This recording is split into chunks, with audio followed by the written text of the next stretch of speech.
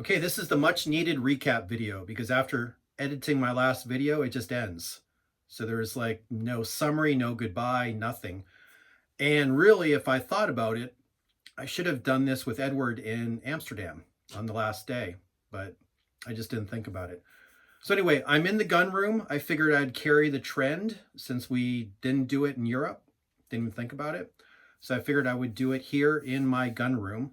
Highly safe, secure, motion sensors, security cameras, alarm system. So it's basically, it's a very highly secure gun room. But in the corner is World War II firearms. And I thought, okay, it was a World War II battlefield trip. So, might as well just finish up, with the backdrop of World War II firearms. I thought it would be quite fitting. And so that corner is World War II stuff. This wall, you can't see much of that wall, but it's VZ-58s, AK-47s, M16s, AR-15s, all fully functioning firearms, of course. And then more modern firearms over here, more modern than World War II, that's over there in the corner. But yeah, thought it'd be fitting to actually do this in the gun room. Kind of like my personal museum. So anyway, I may be editing this if I ramble too much. Hopefully I don't. And what I did to help me stay on track, if you see my eyes look down below, I do have some notes to keep me on track. And plus, I don't want to forget things. And there's some things that I really want to remember. This video is really for Edward and me. So we look back on this years from now when we're really old and we can remember the trip and have hours of stuff just, living in the moment, being in the experience. So that's what I wanted all those videos to be. So, okay, I'm going to start the recap here. We arrived in Amsterdam. Edward flew out from Toronto. I flew out from Knoxville, Tennessee. And we arrived about the same time. I almost missed my flight by 24 hours because of mechanical issues, but it all worked out. Had to run to my connecting flight, but it all worked out. A lot of stress in the beginning, but it worked out. So everything was on track. And so we arrived Saturday, October 19th. We departed Tuesday, October 30th. So this was 11 nights. And we visited 14 museums, 4 cemeteries, 1 American, 1 Canadian, 2 German cemeteries. And I actually had a second American cemetery on the list, but due to my poor planning and timing, it just didn't work out. So we did not make it to the Henry Chappell Museum, or cemetery. And that's the large one with like 7,800 Americans buried there in Belgium. So, but we made it to the other, and I'll talk about that American cemetery next here. And another thing is 23 then and now locations where I actually brought my photos. And I know Edward was I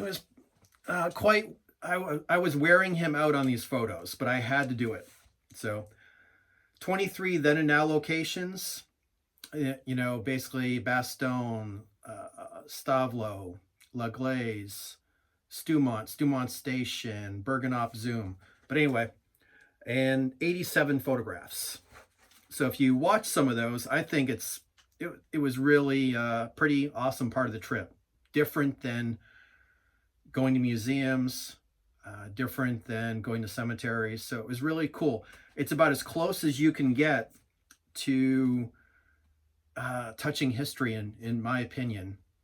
Going to the actual locations where, we got to see where the GIs were shooting a Panzerfaust at a King Tiger tank, So anyway, so all these photos, and and basically how that was done, watched other videos, other people on YouTube, and they didn't give locations. So there was a lot of like Google Earth, Googling businesses, and just really trying to find, where these places were. And a couple of them I knew the vicinity of it, but we still had to find it. So it was kind of like playing detective. We visited over a half dozen memorials. You know, the large one, Martissan, and I'm sure I'm not good with these names, so I'm sure I'm pronouncing them all incorrectly. Martissan is the big memorial. It's like a 5-pointed star in Bastogne. Of course, went to Malmedy, Houffalize, where the Panther tank was, the temporary American cemetery, the Foy Memorial. I mean, the list just goes on and on. There's memorials all over Europe, all over, for civilians, the liberators, you know, so really there's just a lot to see. So anyway, we drove to Bastogne in Belgium, and we spent 6 days in the area. And so 6 days included just staying in Bastogne, but then a 1-day excursion down to Luxembourg. And actually, here's a map just to get orientation. And I did this just to help plan the trip. So I didn't do it for this video. I did this just to figure out how far can we drive. The whole idea was to see as much as possible within a time frame of about a week and a half. So there is time constraints on this. So I'll back up here. So let's see, that looks about right. So Amsterdam's here. So you've got the Netherlands here. And the yellow are basically, basically reference points. So, you know, you've got here Bridget Remagen in Germany. You've got Cologne, Dusseldorf. So you've got Germany here, Netherlands here, Belgium here, and then you got Luxembourg just down here. So, and this really helped me put together the entire trip plan. So that just gives an idea. And to drive from Amsterdam down to Bastogne was about 4 hours, right at 4 hours. And then Bastogne up to the Liberation Museum up in the Netherlands, that was 3 hours, a solid 3 hours. So just to give orientation. And then from Liberation Museum, you got Bergen op Zoom there with the parade. That's why we started this trip in the first place. We wanted to see the, every 5 years, they do a big parade with tanks and vehicles. So anyway, so basically from Bergen op Zoom to Wings of Liberation Museum was 1 hour. And then, so it gives an idea. Once up in this area, it's about an hour, hour and 20 minutes, stuff like that. So it kind of gives an idea of all the places we went to. You can already tell this video is going to be kind of long, so I'll try to wrap this up here. At least I'll move it along here. So anyway, some highlights in Bastogne area. The Bastogne Barracks, that's where they've got a nice collection of tanks and some small arms, but it's primarily for tanks, anti-aircraft guns, vehicles. Easy Company foxholes.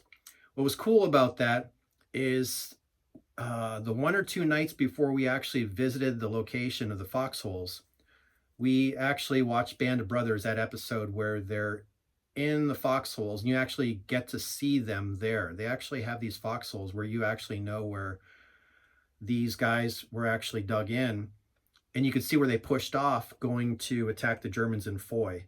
So I forget what episodes, I think that's episodes 6 and 7. So it was really cool to watch it there a night or 2 before and actually visit the foxholes, visit the town of Foy. Yeah, so very, very cool. And then the Luxembourg Military Museum was really fantastic. Crazy small arms collection, vehicles. That was probably in our top 3. So, and Edward and I are pretty much on the same page. We talked a lot about this. So my highlights are probably going to be his highlights. So again, I wish I did this in Amsterdam, but doing it here now. So excellent displays at the Luxembourg Military Museum. I can't believe they only charge €4 or €5 for that museum. The cheapest museum and amazing. in the top three. The other part too is I set up as a tour of the American Cemetery with Lori. And when I showed up, and so it's a private tour, just Edward and me. You show up there, I think we got there at 9:30. And then we spent about an hour and a half with her, giving the history, answering questions, really fascinating. Of course, cool to see where Patton is buried. And so anyway, but all the background information she had, and she was a Brit, probably in about 30. I go about 30 years old. And she was fantastic. So I called her Vivian at first. I mixed her up with another person when I introduced her. And then anyway, but her name's Lori. Super, super, guide, just showing us the cemetery. And then, of course, during that trip was the then and now pictures where I took a lot of those, as I mentioned before, Stavlos, Dumont Station, La Glaise, a couple other places, and Chenot, so that was a highlight for me. I think that was a long day. That was one of the 2 longest days. Edward was like, I'm sure, okay, I'm over this. But I said, dude, we got to find these locations. We had trouble finding the one location with the Americans that surrendered in front of the brick to the Germans.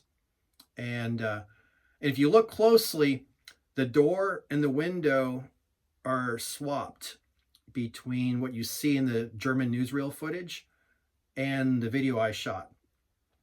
But the owner actually, in a video, that's how I knew about this, the owner recently, not too long ago, bought the house, and he swapped the door and the window. So it's the same thing. So anyway, if there's confusion with that, if you happen to see, it's different. And to remind myself later, maybe I'll watch this video 20, 30 years from now and I'll confuse myself. So anyway, so for the record, it's that location. The bricks match perfectly, but the window and the door is swapped by the owner when he bought the house. Of course, the other part, seeing the King Tiger, that was amazing, just to stand beside it. Just a beast of a tank. Another part too is trying to find out our first trip at the La Roche Museum, trying to figure out how to pay for parking at the meter.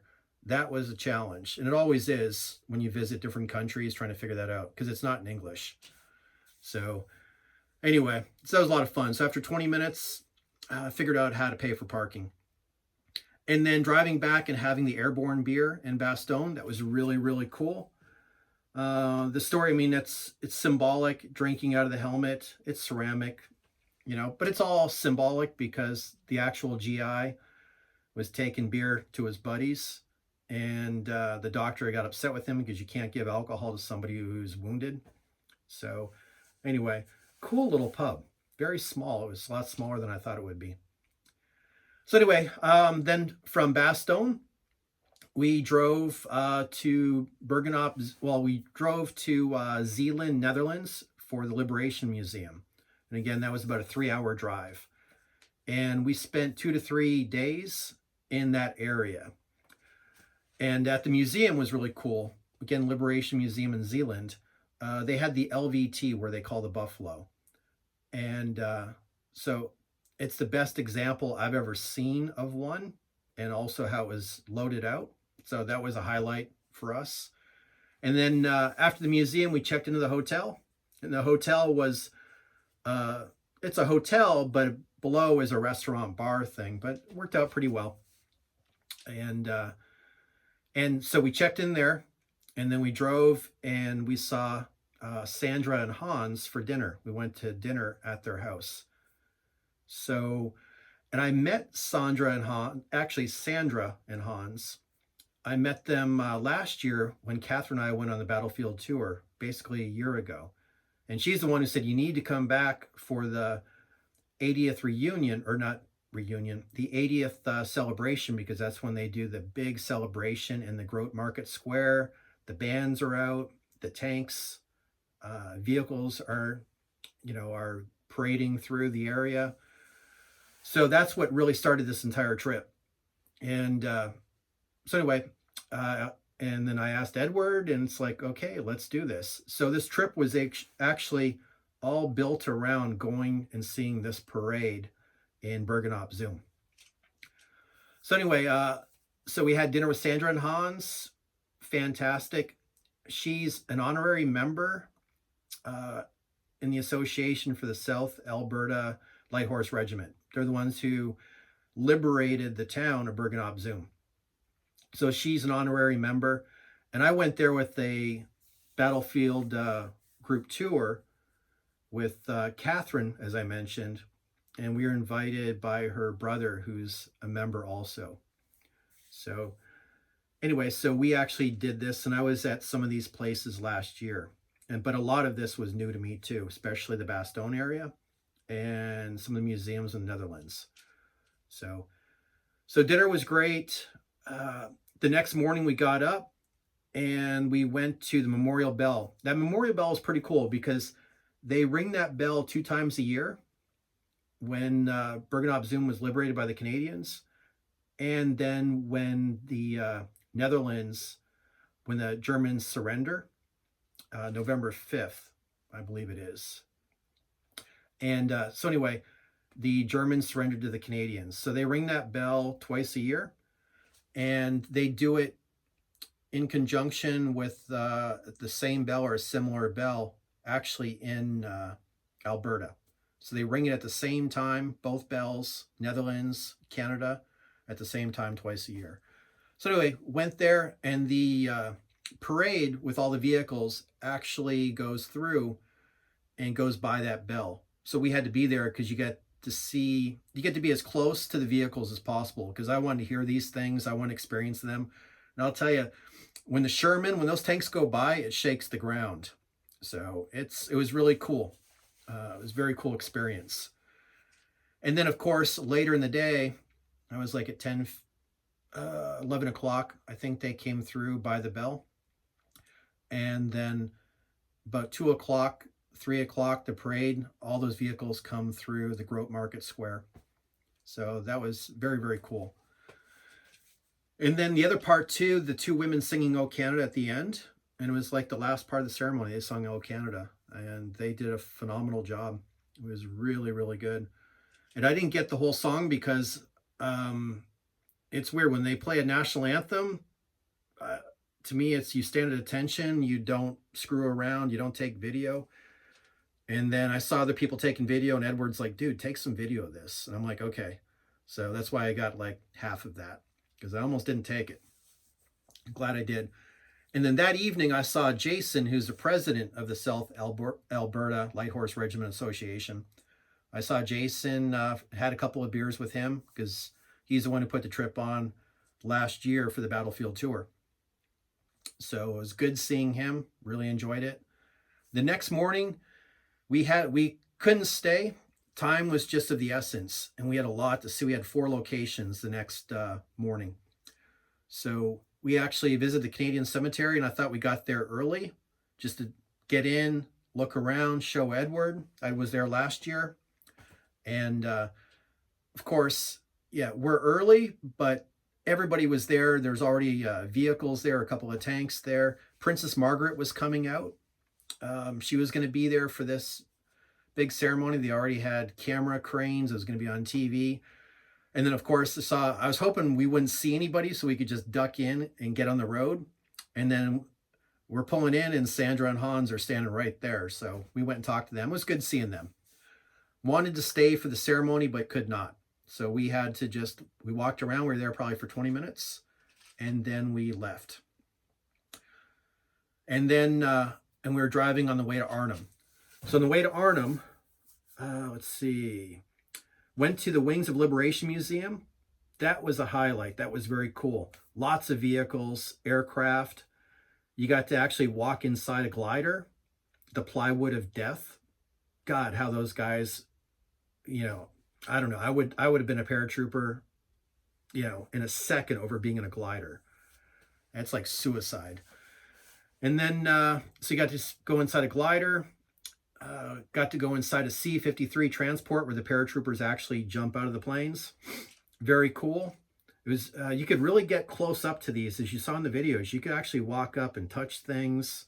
Couldn't stand on things, but it was really, really cool experience. And then the Overloon War Museum. That one, I researched it, but not well enough. And my memory, kind of, there was a lot going on. And I think I learned about it. Anyway, poor planning on my part. We only had about an hour and 15 minutes there. And that museum was truly crazy, mind-blowing, bonkers, off the charts. Wow. I mean, all the tanks, all the vehicles, German, American. And then at the end, there's a big display room behind glass with, you know, a crazy amount of, you know, of firearms, suppressed Stens, FG-42, MP-44s, like just a crazy collection of small arms, crew serve weapons. So that was cool. So we only had about an hour and 15 minutes. And I mentioned that in the video. So yeah, and we wasted about 15 minutes in the beginning. Cool, but we should have just went downstairs and looked at all the stuff. I mean, as soon as you walk down there, I saw a Panther tank there. We're like, and we just saw the expanse of the visit, or of the facility. It was mind-blowing. I thought Bastogne Barracks was good. No way. This thing, Overloon War Museum in the Netherlands, is like, I didn't think there would be a museum like that. It was truly incredible.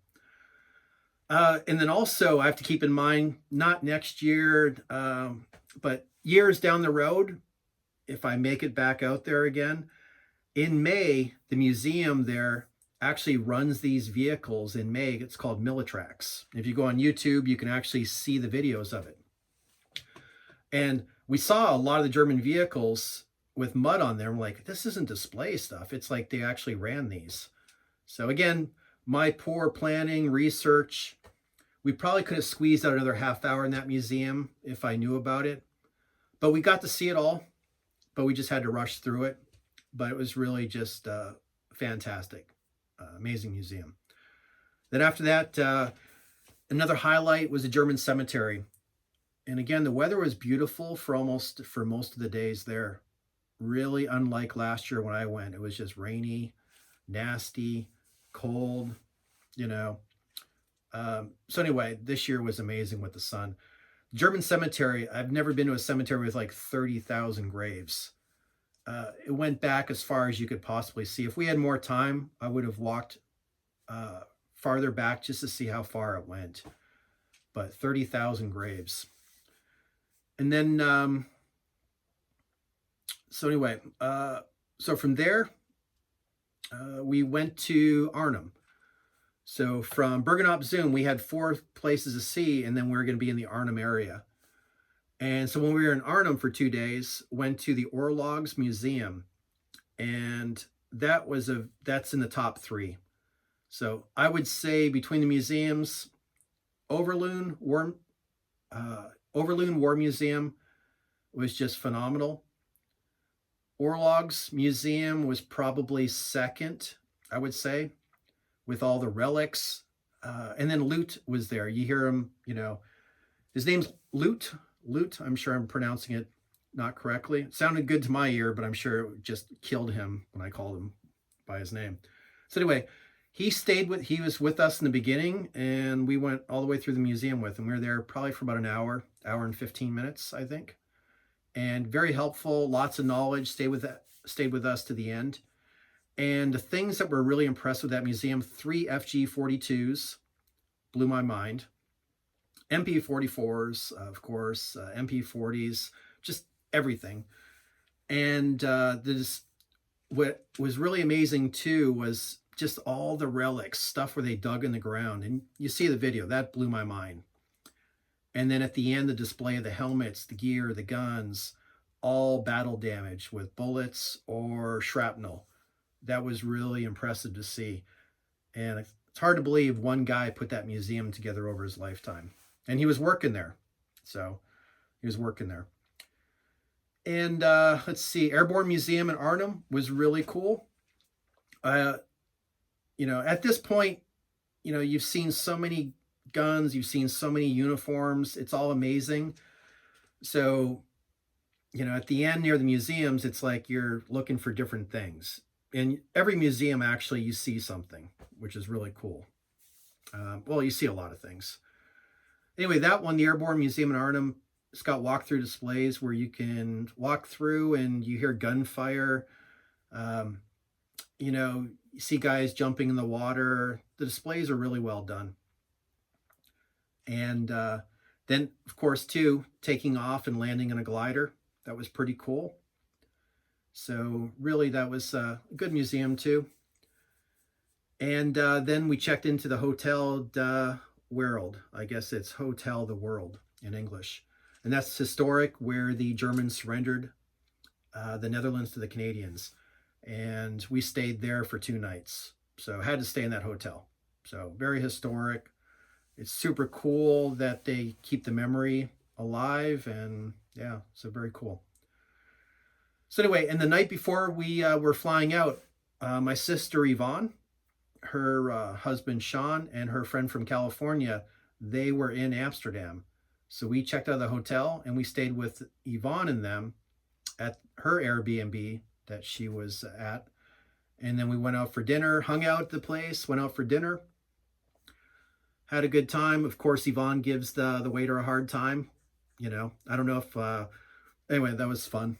It's always a fun time when we all get together, that's for sure. So went back that night after dinner, hung out, drank some wine, just really had a good time. And then the next morning, we actually got up, left probably about 10 o'clock, 9:45, and we had to turn the rental car in, jump on the planes, and I left at 1 o'clock and Edward flew out at 1:30. So we arrived about the same time, departed really at the same time. Everything really went smoothly, especially with all the traveling. So again, the great weather was amazing. It was shocking. It's not, even the locals were commenting, it's not usually that good. And Edward's like, dude, wherever I go, I bring heat and sun. And he prefers not to have that. So you know what? He did not disappoint. So he did bring it to Europe. I think the Europeans, they deserve to know. And I don't know, kind of crazy, but the weather is never like that. So anyway, we drove 1,677 kilometers, and that's 1,042 miles. Lots of driving, but that's how you see all of these things. And the trip was busy, but it wasn't exhausting. We slept in some days more. We did not push it. We both did not want this to be an exhaustive trip where it's like, okay, I need to go back and go on another vacation and sit on the couch and recuperate. So it was really busy. I shouldn't say it was busy. Everything was paced well, and only a couple of days where it was like, okay, these are long days. Then and Now photos, of course, that was a long day. And then going from Bergen op Zoom to Arnhem, visiting 4 locations, that was a long day too. And let's see. Yeah, and of course, I could not go that long day with the Then and Now pictures in Belgium. That was following Piper's battle group. And as far as they made the push, they made the farthest push going to the Meuse River during the Battle of the Bulge.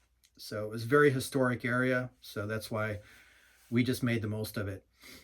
Anyway, I see this is like a 30-minute video, 29 minutes. So much longer than I thought, but not surprising because I can be long-winded. But anyway, but I just wanted to do a nice summary of the trip. Amazing trip, really a bucket list trip, and really I had a blast. Edward and I had a blast together. It was a lot of fun. I mean, it was a great time. It could not have been better. So if you've watched the videos, I hope you enjoyed them. And I know I'll be enjoying watching these videos, for years to come.